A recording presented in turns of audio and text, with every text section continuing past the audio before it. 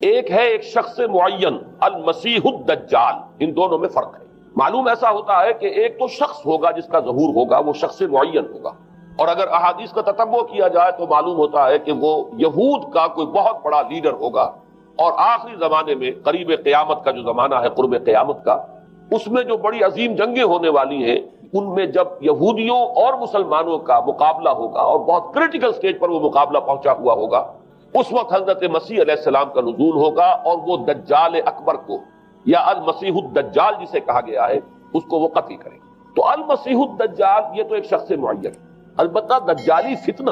صرف ایک شخص معین کے ساتھ نہیں متعلق، بلکہ اس کے لیے جو احادیث آئی ہیں ان کا جب ہم تتبع کرتے ہیں، ان سب کو جب جمع کرتے ہیں تو معلوم ہوتا ہے کہ وہ ایک خاص کیفیت ہے، ایک خاص دور میں کچھ ایسی کیفیات پیدا ہو جائیں گی کہ جن کو دجالی فتنے سے تعبیر کیا گیا ہے۔ وہ کیفیات کیا ہیں، میں کچھ احادیث کے حوالے سے وہ میں نوٹ کر کے لایا ہوں، آج آپ کے سامنے رکھ رہا ہوں۔ پہلی بات یہ معلوم ہوتی ہے کہ اس دور میں،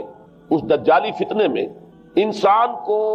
جو قواعد طبعیہ ہیں، جو قدرت کی طاقتیں ہیں، کائناتی قوتیں ہیں، ان پر غیر معمولی غلبہ، اختیار حاصل ہو جائے گا، اور وہ دجال متصرف ہوگا ان تمام قواعد طبعیہ پر، بالکل ایسے انداز میں جیسے کبھی انبیاء کرام علیہ السلام کو اللہ تعالیٰ معجزے عطا فرماتا۔ وہ معجزے کہ جو اللہ تعالیٰ کے فضل و کرم سے اللہ کے رسولوں کو عطا ہوئے ہیں، گویا کہ وہ سب کی سب کیفیات ہیں کہ جو دجال کے بارے میں قرآن مجید یا احادیث نبیہ میں وارد ہیں۔ مثلا پہلی بات یہ بتائی گئی کہ اس کے لیے فاصلہ بے معنی ہو کر رہ جائے گا، انتہائی تیز رفتاری ہوگی جو اسے حاصل ہوگی۔ چنانچہ الفاظ یہ ہے کالغیث استدبرت الریح، وہ ایک ایسے طوفان کے مانند جو ہے وہ سیلاب آئے گا کہ جیسے کوئی بہت زوردار آندھی جو ہے اس کے ساتھ طوفان آیا کرتا ہے۔ آپ سائیکلون کا تصور کیجئے کہ جس طریقے سے وہ ایک انتہائی تیز رفتار ہوا جو ہے وہ طوفان کو لے کر آتی ہے، اس طور سے وہ فتنہ پھیلے گا۔ ایک اور حدیث میں الفاظ ہے فلا تدع قریۃ الا حبطتها فی 40 لیلہ، یہ مسلم شریف کی روایت ہے حضرت نواس ابن سمعان رضی اللہ تعالیٰ عنہ۔ کوئی قریہ تک نہیں چھوڑے گا دنیا کی کوئی آبادی چھوٹی سے چھوٹی جس میں وہ نہیں پہنچ جائے گا 40 دن کے اندر اندر۔ یہ اس کی تیز رفتاری کا عالم ہوگا، گویا کہ میں تعبیر کر رہا ہوں اسے ان الفاظ سے کہ فاصلہ بے معنی ہو کر رہ جائے۔ اسی کے ضمن میں بعض اور روایات آئی ہیں۔ سواری جو ہے اس دجال کی، اس کو گدھے سے تعبیر کیا گیا ہے، اس لیے کہ ظاہر بات ہے اس دور میں اور کسی شے کا اگر تذکرہ کیا جاتا ہوائی جہاز کا یا راکٹس کا تو وہ تو لوگوں کی سمجھ میں نہ آتا، اور پہلے انہیں ساری سائنس پڑھانی پڑتی تب وہ الفاظ استعمال کرتے، لہذا وہ اس کا خچر، اس کا جس پر سواری ہوتی ہے، لیکن اس کی تیز رفتاری کے لیے الفاظ آئے ہیں کہ اس کا ایک قدم اگر مکے میں ہوگا تو دوسرا قدم شام میں جا کر پڑے، اور الفاظ یہ آئے ہیں کہ اس کے دونوں کانوں کے درمیان فاصلہ جو ہے وہ 40 باع کا یعنی 80 ہاتھ کا ہو۔ بلکہ حضرت علی رضی اللہ تعالیٰ عنہ کے خطبے میں جو اس کا بیان ہوا ہے کہ اس کا ایک کان جو ہے وہ 30 ہاتھ لمبا کان ہوگا اس کا۔ ابھی ذرا یہ صرف احادیث آپ سنتے جائیے، پھر اس کے بارے میں ان سب کو جوڑ کر جو ہمیں نتیجہ نکالنا ہے اس پر گفتگو بعد میں ہو۔ اسی طرح آواز کا معاملہ کہ اس کی آواز 4 دانگ عالم میں بیک وقت سنی جائے۔ الفاظ یہ ہے ینادی بصوت لہو یسمع لہو ما بین الخافقین، وہ ایک ایسی آواز کے ساتھ پکارے گا کہ جسے مشرق و مغرب کے مابین رہنے والا ہر شخص، اس کی آواز جو ہے گویا کہ وہ تمام فاصلوں کے جو پردے ہیں اس کے لیے وہ حائل نہیں رہیں گے، بلکہ یہ کہ اس کی آواز جو ہے پوری دنیا میں مشرق و مغرب میں بیک وقت سنائی دے گی۔ تیسری بات معلوم ہوتی ہے کہ علاج معالجہ وہ اس انتہا کو، اور عمل جراحی اس انتہا کو پہنچ جائے گا۔ یہاں وہ الفاظ آئے ہیں جو قرآن مجید میں حضرت مسیح کے معجزات کے لیے آئے۔ حضرت مسیح کے الفاظ میں ابرئ الاکمہ والابرص، کہ میں مادر ذات اندھے کو اور جو کوڑھ کا مرض، تو ان دونوں کو میں ٹھیک کر دیتا ہوں۔ حضرت مسیح علیہ السلام صرف ہاتھ پھیرتے تھے، اور مادر ذات جو نابینا ہے، اندھا، بینائی اس کی آ جاتی تھی، اور کوڑھی جو ہے اس کے جسم پر ہاتھ پھیرتے تھے، اس کا کوڑھ درست ہو جاتا۔ ابرئ الاکمہ والابرص، وہی الفاظ آئے حدیث میں کہ دجال کو یہ قدرت حاصل ہو جائے گی۔ نمبر 2 یہ کہ وہ یحیی الموتى، جیسے کہ حضرت مسیح کے الفاظ ہیں وہ یحیی الموتى، میں زندہ کرتا ہوں مردے کو۔ حضرت مسیح فرماتے تھے ایک مردے کو قم باذن اللہ، اور وہ کھڑا ہو جاتا تھا۔ بالکل اسی طریقے سے دجال کو بھی قدرت حاصل ہو جائے گی کہ وہ مردوں کو زندہ کرے گا۔ مزید وضاحت ایک حدیث میں یہ ہے کہ وہ ایک شخص کو آری کے ساتھ بیچ میں سے چیرے گا، 2 ٹکڑے کر دے گا، پھر سینے گا اور زندہ کر دے گا۔ معلوم یہ ہوا کہ علاج معالجے کا علم، اور دوسرے یہ کہ جراحی کا علم جو ہے وہ اپنی ان بلندیوں کو پہنچے گا کہ اس حد تک انسان کی رسائی ہو جائے گی۔ چوتھی بات، اس کو زمین اور فضا پر اس قدر غلبہ حاصل ہو جائے گا۔ الفاظ یہ حدیث کے یامر السماء فتمطر، وہ آسمان کو حکم دے گا بارش برسا اور وہ بارش برسائے گا۔ والارض فتنبت، اور زمین کو حکم دے گا کہ فصلیں اگا، اور وہ اگائے گی۔ ویمر بالخربۃ فیقول لها اخرجی کنوزک، اور وہ کسی ویرانے پر سے گزرے گا اور اسے حکم دے گا، ویران چٹیل میدان، اور حکم دے گا کہ اپنے خزانے نکال، اور فرمایا اس کا نتیجہ یہ نکلے گا فتتبعہ کنوزها، تو اس زمین کے جو خزانے ہیں وہ نکل کے اس کے ساتھ چلنے شروع ہو جائیں گے۔ زمین پر قدرت، فضا پر قدرت، بارش کا حکم ہوگا وہ بارش ہو جائے گی، آسمان بارش برسائے گا، زمین اپنے خزانے اگل دے گی۔ پانچویں بات، وَيُبْعَثُ مَعَهُ الشَّيَاطِينُ عَلَى صُورَةٍ مَنْ مَاتَ، اس کے ساتھ کچھ ایسے شیاطین مبعوث ہوں گے کہ جو ان صورتوں کو اختیار کریں گے ان لوگوں کی جو مر چکے ہیں، من الآباء والأمہات والمعارف، جو آباء و اجداد اور مائیں اور دادیاں اور جو بھی جان پہچان والے لوگ ہیں جو فوت ہو چکے ہوں گے، وہ ان کی صورت اختیار کریں گے۔ فَتَأْتِيَ أَحَدَهُمْ فَيَقُولُ أَلَسْتُ فُلَانًا أَلَسْتَ تَعْرِفُنِي،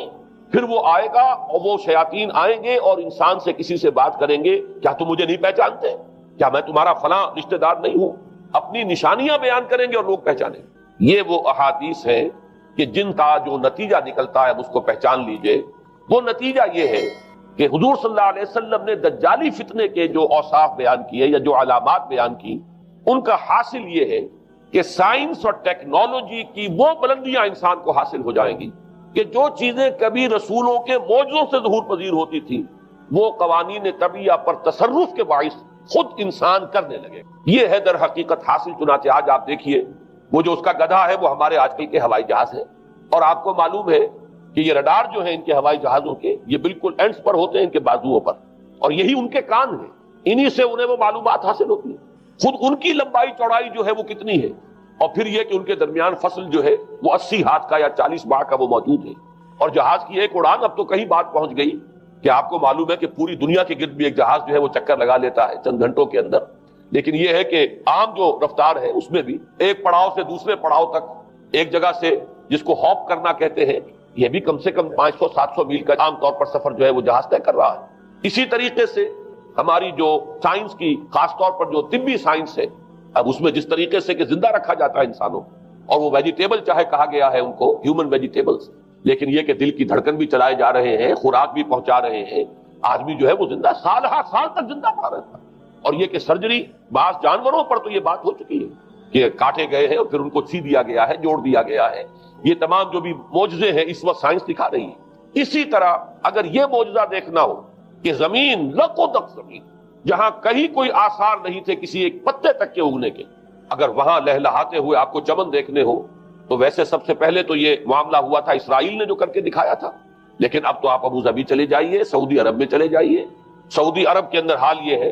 کہ آپ اگر ہوائی جہاز سے سفر کریں ریاض سے جدہ تک، تو آپ کو جگہ جگہ بڑے سرکولر پیچز نظر آئیں گے جہاز سے، نہایت گرین، اور اس کے اندر جو ہے آرٹیفیشل اریگیشن کے ذریعے سے، اور بہت عمدہ وہاں کاشت ہو رہی ہے، بہت خوبصورت فارم جو ہے وہ تمام کے تمام سرکولر پیچز، اس لیے کہ جو اریگیشن ہوتی ہے وہ ان ویلز کے ذریعے سے ہوتی ہے کہ جو ایک سرکل میں چلتے ہیں، اور پانی کی وہ آرٹیفیشل بارش جو ہے وہ ہوتی رہتی ہے۔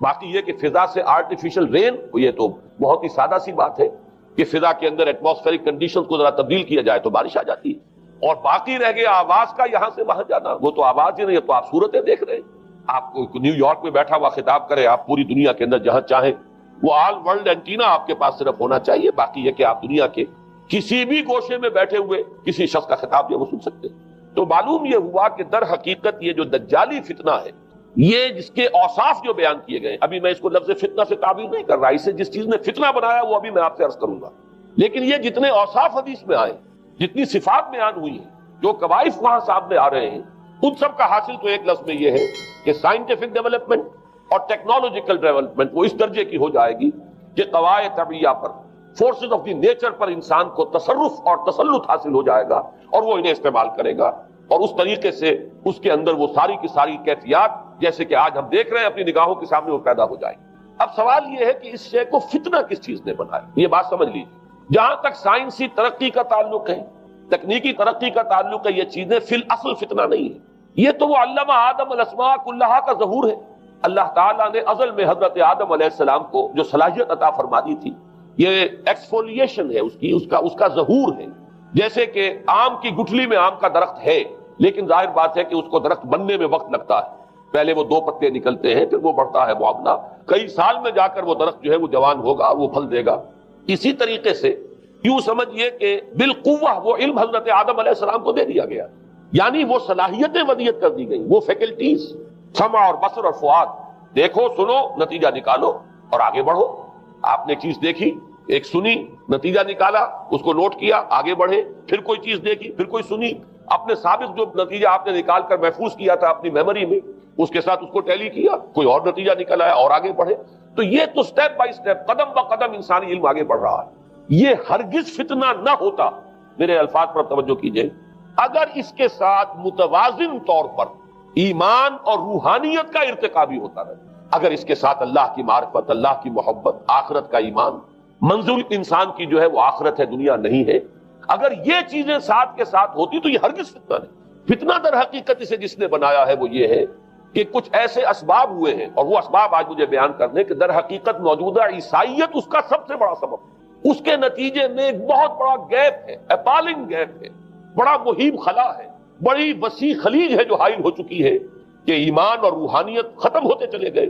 اور یہ ٹیکنیکل اور سائنٹیفک ڈیولپمنٹ بڑھتی چلی گئی۔ ان دونوں کے درمیان جو مہیب خلا پیدا ہوا ہے اس نے اسے فتنہ بنا دیا ہے، اور عظیم ترین فتنہ بنا دیا۔ ورنہ اگر اس کے ساتھ ہی اللہ پر ایمان، آخرت پر ایمان، اور انسان کے اندر ایمانی کیفیات، اس کی روحانی کیفیات اگر یہ بھی برقرار رہتی، بلکہ اس کے ساتھ متوازن طور پر ان کو ترقی کرنا چاہیے تھی، تو یہ ہرگز فتنہ نہیں ہے۔ تو پہلی بات یہ سمجھ لیجئے کہ اگرچہ دجالی فتنے کے جو صفات، اس کے اوصاف، اس کی علامات، اس کے مظاہر جو بھی حدیث کے ذریعے سے ہمیں معلوم ہے، جس کا میں نے ابھی آپ کے سامنے تذکرہ کیا، وہ سب در حقیقت تعبیر ہے اس دور کا جو محاورہ ہے، اس دور کی جو زبان ہے، اس دور میں جن الفاظ سے گفتگو کی جا سکتی تھی، اس دور کے ایڈیم میں آج کی جو سائنٹیفک اور ٹیکنالوجیکل ترقی ہے، گویا کہ اس کی تعبیر کی گئی ہے کہ وہ دجالی فتنہ ہوگا۔ لیکن اس شے کو فتنہ بنانے والی شے در حقیقت یہ ہے کہ ایک بہت بڑی خلیج حائل ہو چکی ہے ایمان اور روحانیت، اور دوسری طرف سائنٹیفک اور ٹیکنالوجیکل ڈیولپمنٹ میں ان دونوں کے درمیان اتنا بودھ اور فصل پیدا ہو گیا ہے کہ جس کی وجہ سے اس نے فتنے کی شکل اختیار کی۔ اس کا سبب کیا ہے، آج ہمیں اس پر غور کرنا ہے۔ دیکھیے حضرت مسیح علیہ السلام کا دین، اور جیسا کہ میں نے عرض کیا اس سورہ کہف کے پہلے رکوع میں تذکرہ انہی کا ہو رہا ہے، وَيُنذِرَ الَّذِينَ قَالُوا اتَّخَذَ اللَّهُ وَلَدًا مَا لَهُم بِهِ مِنْ عِلْمٍ وَلَا لِآبَائِهِمْ كَبُرَتْ كَلِمَةً تَخْرُجُ مِنْ أَفْوَاهِهِمْ يَقُولُونَ إِلَّا كَذِبًا فَلَعَلَّكَ بَاخِعٌ نَفْسَكَ عَلَىٰ آثَارِهِمْ إِن لَّمْ يُؤْمِنُوا بِهَٰذَا الْحَدِيثِ أَسَفًا۔ ان آیات کا پہلے ترجمہ آپ سن لیجئے، جو پہلی آیات ہے ان کا ترجمہ ہم کر چکے ہیں۔ کل حمد اس اللہ کے لیے ہے جس نے اپنے بندے پر کتاب نازل فرمائی اور اس میں کوئی کجی نہ رکھی، جو بالکل سیدھی ہے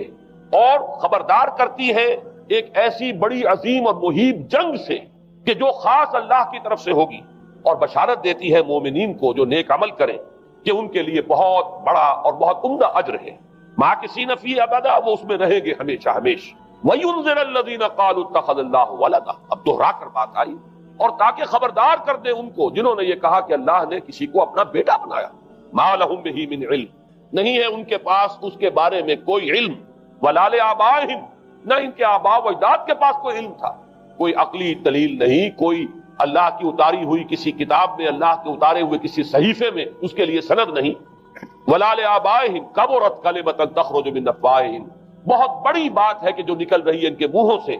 ان یقولون الا کذبا، نہیں بول رہے یہ، نہیں کہہ رہے یہ مگر جھوٹ۔ فلعلک باخع نفسک علی آثارہم، تو اے نبی صلی اللہ علیہ وسلم شاید کہ آپ اپنے آپ کو ہلاک کر لیں گے ان کے آثار پر۔ یہ آثار کے لفظ کو میں ابھی جو کا تو رکھ رہا ہوں، بعد میں اس کی وضاحت کروں گا۔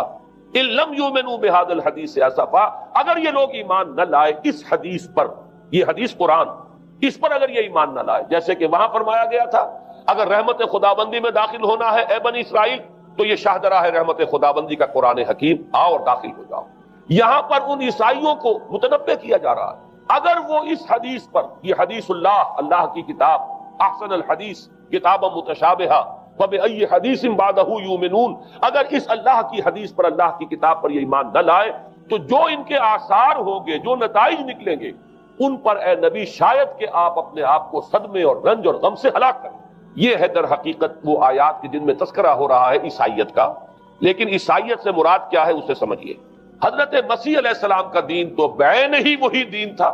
جو دین آدم سے لے کر محمد تک صلی اللہ علیہ وسلم وعلیہ الصلوۃ والسلام جتنے انبیاء آئے ہیں ان کے دین میں کوئی فرق نہیں۔ دین توحید، وہی ایمان، البتہ شرائع کے اندر شریعتوں میں کچھ تفصیلی احکام میں فرق ہوا ہے، شریعت موسوی اور شریعت محمدی میں علی صاحب الصلاۃ والسلام تھوڑا تھوڑا فرق ہے، دین ایک ہی ہے۔ شرع لکم من الدین ما وصى به نوحا والذی اوحینا الیک وما وصینا به ابراہیم وموسیٰ وعیسیٰ، دین میں تو ہم نے وہی شے تمہارے لیے بھی معین کی ہے مسلمانوں کہ جس کی کہ ہم نے نوح کو وصیت کی تھی اور جس کی کہ ابراہیم کو اور موسیٰ کو اور عیسیٰ کو وصیت کی، دین ایک ہے۔ ان الدین عند اللہ الاسلام، تو دین مسیحی بھی وہی تھا بعین ہی جو دین محمدی ہے اور دین موسوی ہے صلی اللہ علیہ وسلم علیہ الصلوۃ والسلام۔